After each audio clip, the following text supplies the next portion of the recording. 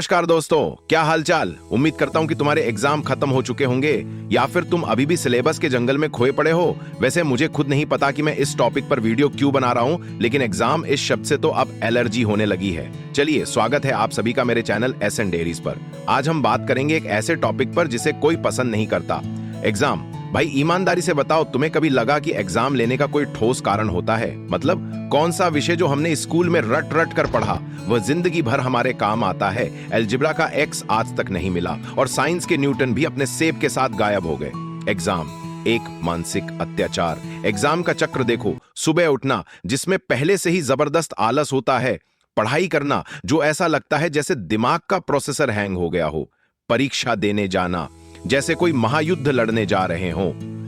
अब स्टूडेंट्स भी अलग अलग प्रकार के होते हैं। एक तरफ होते हैं फर्स्ट बेंच के बच्चे जो पूरा सिलेबस खत्म करने के चक्कर में दुनिया ही भुला देते हैं। दूसरी तरफ होते हैं एवरेज स्टूडेंट्स जिनका सिर्फ एक ही लक्ष्य होता है, पास हो जाएं बस। और फिर आते हैं महान लास्ट बेंचर जिनके पास एक अलग ही सुपर पावर होती है। इन लास्ट बेंचर्स का एक आखिरी रात का फॉर्मूला होता है पूरा सिलेबस एक ही रात में ठिकाने लगाने का। और ये कोई आम इंसान नहीं कर पता। इनका सीधा फंडा होता है, जो याद रहेगा वो लिखेंगे, जो नहीं याद रहेगा उसमें गाने के बोल डाल देंगे।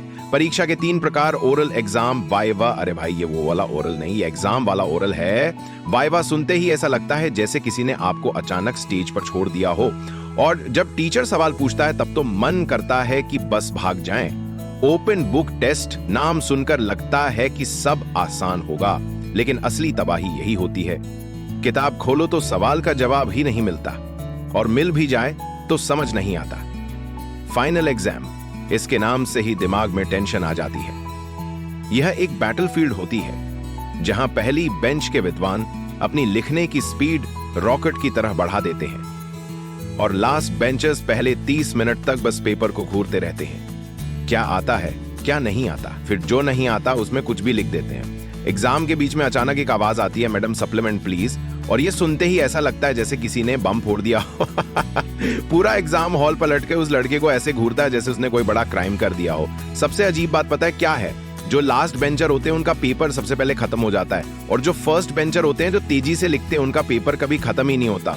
टाइम खत्म होने के बाद भी लिखते ही रहते हैं। एग्जाम के बाद का नजारा, पेपर जमा करने के बाद पहली बेंच के विद्वान अपने उत्तर मिलाने लगते हैं। तेरा 3.5 आया, मेरा भी सेम आया, और लास्ट बेंचर्स उनके जवाब एकदम यूनिक होते हैं। तेरा 4.6, मेरा तो 80.3 आया भाई। मेरी सलाह, एग्जाम का टेंशन मत लो दोस्तों, एग्जाम्स तो आती जाती रहेंगी, लेकिन अपना 100% देना जरूरी है। बस टेंशन मत लो, जितना हो सके उतना करो, बाकी भगवान पर छोड़ दो। कम से कम ये पछतावा तो नहीं रहेगा कि कोशिश नहीं की, लेकिन मुझे एक पछतावा जरूर रहेगा अगर तुमने मेरा चैनल सब्सक्राइब नहीं किया। तो अगर वाकई में एक सच्चे लास्ट बेंचर हो तो सब्सक्राइब करो, घंटी दबाओ और कमेंट करो कि तुम कौन हो, पहली बेंच के टॉपर, मिडिल बेंचर या लास्ट बेंचर। अलविदा और सायोनारा।